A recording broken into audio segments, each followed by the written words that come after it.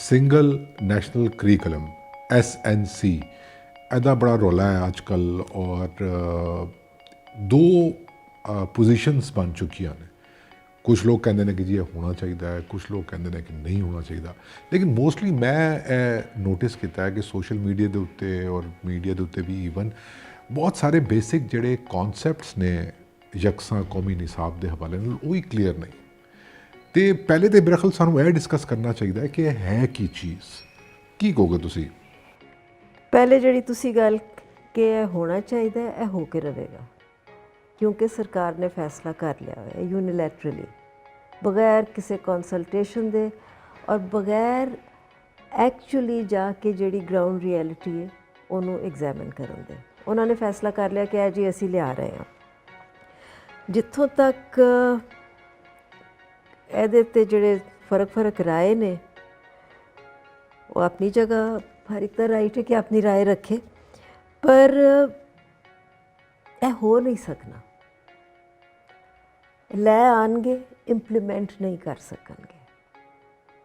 ਰੌਲਾ ਪੈ ਜਾਏਗਾ ਕਿ ਜੀ ਨਿਜ਼ਾਮ ਆ ਗਿਆ, ਕੋਈ ਚੀਜ਼ਾਂ ਉਹਦੇ ਵਿੱਚੋਂ ਇੰਪਲੀਮੈਂਟ ਹੋ ਜਾਣਗੀਆਂ, ਬਾਕੀ ਨਹੀਂ ਹੋਣਗੀਆਂ, ਕਿਉਂਕਿ ਇੰਪਲੀਮੈਂਟੇਬਲ ਹੈ ਨਹੀਂ। ਦੂਸਰਾ ਜਿਹੜਾ ਮੇਨ ਕਹਿੰਦੇ ਨੇ ਕਿ ਇਹਦਾ ਮਕਸਦ ਹੈ ਕਿ ਅਸੀਂ ਤਬਕਾਤੀ ਨਿਜ਼ਾਮ ਫਰਕ ਕਰ ਦਿਆਂਗੇ। ਇੱਕੋ ਨਿਜ਼ਾਮ ਪੜ੍ਹਾਈ ਦਾ ਹੋਏਗਾ, ਇੱਕੋ ਕਿਤਾਬਾਂ ਬੱਚੇ ਪੜ੍ਹਨਗੇ, ਸਾਰੇ ਤਬਕਾਤੀ ਨਿਜ਼ਾਮ ਇਹਦੇ ਨਾਲ ਪੱਧਰ ਹੋ ਜਾਣਗੇ। ਤਬਕਾਤੀ ਨਿਜ਼ਾਮ ਸਿਰਫ ਇੱਕ ਚੀਜ਼ 'ਤੇ ਮਬਨੀ ਨਹੀਂ ਹੈ।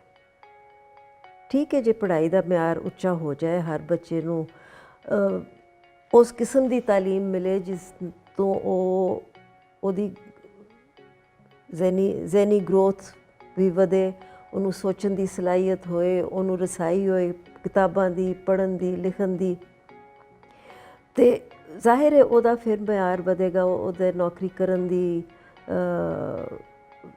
ਕਪੈਸਿਟੀ ਵੱਧ ਜਾਏਗੀ, ਚੰਗੀ ਨੌਕਰੀ, ਚੰਗਾ ਖਾਣਾ ਕਮਾਉਣ ਦੀ।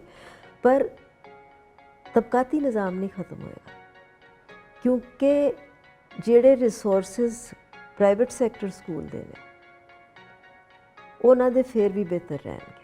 ਉਹਨਾਂ ਦਾ ਤੁਸੀਂ ਸਟੈਂਡਰਡ ਥੱਲੇ ਲੈ ਆਓਗੇ, ਕਿਉਂਕਿ ਮੈਂ ਆਪ ਪੁੱਛਿਆ ਸੀ ਇਹਨਾਂ ਦੇ ਮਿਨਿਸਟਰ ਨੂੰ ਕਿ ਜੀ ਟੀਚਰ ਟ੍ਰੇਨਿੰਗ ਦੀ ਬੜੀ ਜ਼ਰੂਰਤ ਹੈ, ਤੁਸੀਂ ਇੱਕ ਨਵਾਂ ਨਿਜ਼ਾਮ ਲਿਆ ਰਹੇ ਹੋ ਜਿੱਥੇ ਤੁਸੀਂ ਕਹਿੰਦੇ ਹੋ ਪਾਰਟਿਸਿਪੇਟਰੀ ਲਰਨਿੰਗ ਹੋਏਗੀ। ਸਾਡਾ ਨਿਜ਼ਾਮ ਰੱਟੇ 'ਤੇ ਚੱਲਦਾ ਹੈ, ਅਤੇ ਟੀਚਰ ਟ੍ਰੇਨਿੰਗ ਦਾ ਤੁਸੀਂ ਕੀ ਬੰਦੋਬਸਤ ਕੀਤਾ ਹੈ? ਕਿਉਂਕਿ ਉਸਤਾਦ ਬਣਿਆ ਬਣਾਇਆ ਤਾਂ ਨਹੀਂ ਜੰਮਦਾ, ਉਸਤਾਦ ਵੀ ਸਿੱਖਦਾ ਹੈ ਅਤੇ ਬਣਦਾ ਹੈ ਨਾ। ਔਰ ਸਾਡੇ ਉਸਤਾਦ ਐਸੇ ਨਿਜ਼ਾਮ ਦੀ ਪੈਦਾਵਾਰ ਨੇ, ਅਤੇ ਉਹਨਾਂ ਨੂੰ ਪਾਰਟਿਸਿਪੇਟਰੀ ਲਰਨਿੰਗ ਜਦ ਤੱਕ ਸਿਖਾਓਗੇ ਨਹੀਂ, ਉਹ ਨਹੀਂ ਪੜ੍ਹਾ ਸਕਣਗੇ। ਅਤੇ ਮੈਨੂੰ ਜਵਾਬ ਮਿਲਿਆ ਸੀ ਕਿ ਜੀ ਉਹਦੇ ਲਈ ਸਾਡੇ ਕੋਲ ਪੈਸਾ ਨਹੀਂ ਹੈ। ਅਤੇ ਜਦੋਂ ਤੁਸੀਂ ਪੈਸਾ ਨਹੀਂ ਪਾਣਾ ਔਰ ਪੱਧਰ ਕਰਨਾ ਹੈ, ਅਤੇ ਫਿਰ ਉਤਲੇ ਨੂੰ ਹੀ ਹੇਠਾਂ ਲਿਆਓਗੇ ਨਾ। ਅਤੇ ਇਹ ਤਾਂ ਕੋਈ ਮੈਨੂੰ ਅਕਲ ਦੀ ਗੱਲ ਵੀ ਨਹੀਂ ਲੱਗਦੀ। वाकई ये बात सही है। आप लोगों को एतमाद में नहीं लिया गया। कोई ट्रेनिंग आपकी निसाब के हवाले से कोई बताते हैं कि हम लोग ये करने जा रहे हैं, आखिर पढ़ाना है आप लोगों ने। It's a very serious job. तो आपकी फ्रेटर्निटी को इन्होंने कोई एतमाद में लिया, कोई बात की आपसे? बिल्कुल भी ऐसा कुछ भी नहीं है। और 2006 से असल में एक कौमी निसाब जिसको एक नई शक्ल दी गई थी, वो मुख्तलिफ़ स्कूलों में राइज भी है। कहीं हम उसके हासिलात महासिलात उठाते भी हैं, अहदाफ और मकासद को देखते भी हैं। फिर उसको 2010 में दोबारा उसको असर नौ उसको तरतीब दिया गया, लेकिन वो इम्प्लीमेंट नहीं हो सका। अब गुज़िश्ता अक्टूबर से हुकूमत ने, गुज़िश्ता साल अक्टूबर से हुकूमत ने यह कहा हुआ था कि ये निसाब आ रहा है, और अब हुआ ये कि हमें ये मालूम हुआ है कि जी अगस्त में जाके इसको इम्प्लीमेंट करना है, मई जून में जाके इसकी किताबें आएंगी। अब अगर तो किताबें पंजाब टेक्स्ट बुक बोर्ड की आएंगी जैसे पहले थीं, तो ना तो फिर हमारे ट्रांसजेंडर का उसमें कोई हिस्सा है, ना ही हमारी अक़लियतों का कोई हिस्सा है, ना हमारे यहाँ वो जो एक तफरीक निज़ाम की ख़त्म करने के लिए कहा जा रहा है, ना ही उन किताबों में ऐसा कोई हिस्सा है। और अगर वो किताबें मई जून में आएंगी तो वो कौन लोग लिख रहे हैं? मैं जितने लोगों को जानती हूँ, हमारा एक पूरा सर्कल है, टीचर सर्कल है, पाकिस्तान में जितनी टीचर्स मौजूद हैं, हमारी एक एसोसिएशन होती है, हमारी तंजीम है, कौन है वो? हमें तो ख़ुद भी कुछ नहीं पता। और दूसरी बात है, निसाब कोई मामूली चीज़ नहीं है। निसाब बच्चों के जहन को वुसअत देने के लिए तरतीब दिया जाता है, निसाब महारतों को निखारने के लिए तरतीब दिया जाता है। तो क्या ये निसाब महारतों को निखारेगा? हम तो खुद भी ये सवाल लेके बैठे हैं। ਮੈਨੂੰ ਤੇ ਇੱਕ ਨਿਸਾਬ ਦੇ ਨਾਰੇ ਦੇ ਅੰਦਰ ਵੀ ਕੋਈ ਬਹੁਤ ਜ਼ਿਆਦਾ ਇੱਕ ਇਹ ਚੀਜ਼ ਨਜ਼ਰ ਆਉਂਦੀ ਹੈ ਕਿ ਨਾਅਰੇਬਾਜ਼ੀ ਜ਼ਿਆਦਾ ਜਿਹੜੀ ਕਿ ਕਿਸੇ ਵੀ ਪੋਪੂਲਿਸਟ ਰਜੀਮ ਦਾ ਟ੍ਰੇਡਮਾਰਕ ਹੁੰਦੀ ਹੈ। ਤੁਸੀਂ ਐਗਰੀ ਕਰੋਗੇ ਇਸ ਗੱਲ ਨਾਲ? ਮੈਂ ਅਗਰੀ ਕਰਨੀ ਆ, ਔਰ ਮੈਂ ਸਿਰਫ ਇਹਨੂੰ ਐਕਸਟੈਂਡ ਕਰਾਂਗੀ ਕਿ ਸਾਡੀ ਜਿਹੜੀ ਰਜੀਮ ਆਈ ਹੈ ਫਰੋਮ ਅਯੂਬ ਖਾਨ ਔਨਵਰਡਸ, ਉਹਨੇ ਨਾਰੇ ਪੋਪੂਲਿਸਟ ਇਸਤੇਮਾਲ ਕੀਤੇ ਨੇ, ਔਰ ਸਾਡਾ ਉਹ ਪੈਟਰਨ ਸੈੱਟ ਹੋਇਆ ਹੈ ਪਹਿਲੀ ਮਾਰਸ਼ਲ ਲਾਅ ਨਾਲ ਕਿ ਤੁਸੀਂ ਨਾਰਾ ਪੋਪੂਲਿਸਟ ਯੂਜ਼ ਕਰੋ ਤੇ ਜਿਹੜਾ ਤੁਹਾਡਾ ਸਿਸਟਮ ਹੈ ਉਹ ਅਥੋਰੀਟੇਰੀਅਨ ਚੱਲੇਗਾ। ਉਹਨਾਂ ਦੇ 'ਚ ਰਬਤ ਨਹੀਂ ਹੁੰਦਾ। ਅਯੂਬ ਖਾਨ ਦੇ ਵੇਲੇ ਵੀ ਕੀ ਸੀ, ਡੈਕੇਡ ਆਫ ਡਿਵੈਲਪਮੈਂਟ। ਉਹ ਜੀ ਇਹ ਹੋ ਗਿਆ ਠੀਕ ਹੈ, ਇੱਕ ਇਕਨੋਮਿਕ ਡਿਵੈਲਪਮੈਂਟ ਹੋਈ ਸੀ ਉਦੋਂ, ਬਟ ਉਹ ਉਹਦੀਆਂ ਟਰਮਸ ਕੀ ਸਨ? 21 ਪ੍ਰਿਵਿਲੇਜਡ ਫੈਮਲੀਜ਼ ਤੇ ਬਾਕੀ ਆਵਾਮ। ਉਸ ਨਿਜ਼ਾਮ ਵਿੱਚ, ਉਸ ਦੌਰ ਵਿੱਚ ਕਲਾਸ ਡਿਵਾਈਡ ਬਹੁਤ ਵਧੀ ਸੀ। ਨਾਰਾ ਹਮੇਸ਼ਾ ਪੋਪੂਲਿਸਟ ਹੁੰਦਾ ਹੈ। ਇਸ ਕੰਟੈਕਸਟ ਦੇ ਅੰਦਰ, ਐਸਐਨਸੀ ਦੇ ਕੰਟੈਕਸਟ ਦੇ ਅੰਦਰ ਰਿਐਲਿਟੀ ਕੀ ਹੈ? ਰਿਐਲਿਟੀ ਹੈ ਵੇ ਕਿ ਆਵਾਮ ਚਾਹੁੰਦੀ ਹੈ ਕਿ ਕਲਾਸ ਡਿਵਾਈਡ ਖਤਮ ਹੋਏ। ਇੱਥੇ ਬਹੁਤ ਗੁਰਬਤ ਹੈ।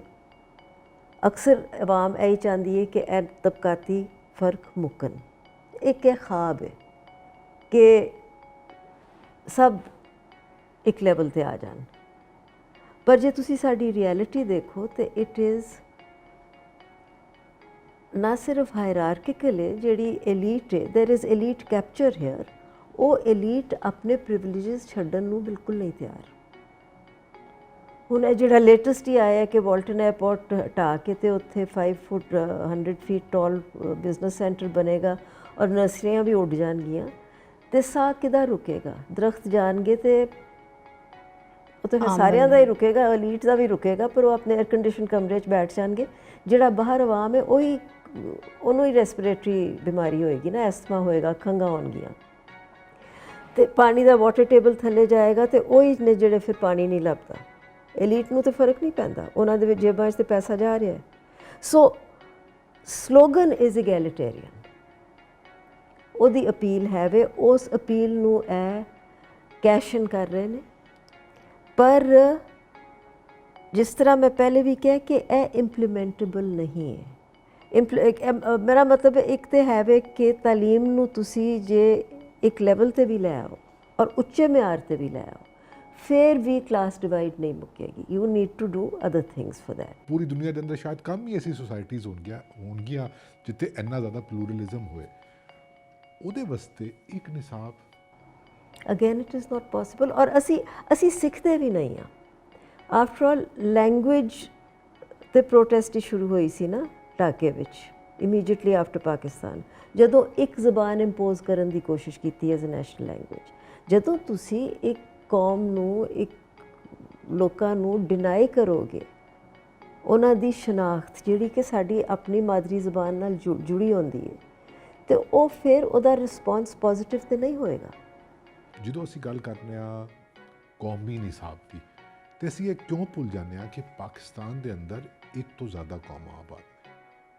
ਸਿੰਧੀ ਕੌਮ, ਸਰਾਇਕੀ ਕੌਮ, ਪੰਜਾਬੀ ਕੌਮ, ਪਖਤੂਨ, ਤੇ ਉਹਨਾਂ ਦਾ ਹੱਕ ਨਹੀਂ ਕਿ ਅਗਰ ਅਸੀਂ ਕੌਮੀਅਤ ਦੇ ਉੱਤੇ ਹੀ, ਕੌਮ ਦੀ ਬੁਨਿਆਦ ਦੇ ਉੱਤੇ ਹੀ ਤਾਲੀਮ ਦੇਣਾ ਚਾਹੁੰਦੇ ਹਾਂ, ਤੇ ਇਹਨਾਂ ਤਮਾਮ ਬੱਚਿਆਂ ਦਾ ਹੱਕ ਹੈ ਕਿ ਆਪਣੀ ਮਾਦਰੀ ਜ਼ਬਾਨ, ਕੌਮੀ ਜ਼ਬਾਨ ਦੇ ਅੰਦਰ ਤਾਲੀਮ ਹਾਸਲ ਕਰਨ। ਜਿਸ ਤਰ੍ਹਾਂ ਤੁਸੀਂ ਕਹਿ ਰਹੇ ਹੋ ਇੰਨੀਆਂ ਜ਼ਬਾਨਾਂ ਨੇ, 1 ਯੂਨਿਟ ਅਸੀਂ ਅਜ਼ਮਾ ਬੈਠੇ ਹੋਏ ਹਾਂ। 1 ਯੂਨਿਟ ਤੇ ਜਿਹੜੀ ਇੱਕ ਗੁੱਸਾ ਔਰ ਪੈਦਾ ਹੋਇਆ ਸੀ, ਜਿਹੜਾ ਕਿ ਖੈਬਰ ਪਖਤੂਨਖਵਾ ਵਿੱਚ, ਬਲੋਚਿਸਤਾਨ ਵਿੱਚ, ਸਿੰਧ ਵਿੱਚ ਅਗੇਂਸਟ ਦ ਪੰਜਾਬ। ਹਾਲਾਂਕਿ ਪੰਜਾਬ ਦੀ ਵੀ ਮਾਦਰੀ ਜ਼ਬਾਨ ਉਰਦੂ ਨਹੀਂ, ਪਰ ਪੰਜਾਬ ਦਾ ਇੱਕ ਅਜੀਬ ਰੋਲ ਰਿਹਾ ਹੈ ਕਿ ਉਹ ਆਪਣੀ ਸ਼ਨਾਖਤ ਨੂੰ ਆਪੇ ਹੀ ਜ਼ਾਇਆ ਕਰਦੇ ਜਾਂਦੇ ਨੇ ਔਰ ਨਗੇਟ ਕਰਦੇ ਨੇ, ਔਰ ਆਪਣੀ ਜ਼ਬਾਨ ਨੂੰ ਵੀ। ਤੇ ਇਟ ਇਜ਼ ਬੈਡ ਪੋਲੀਟਿਕਸ।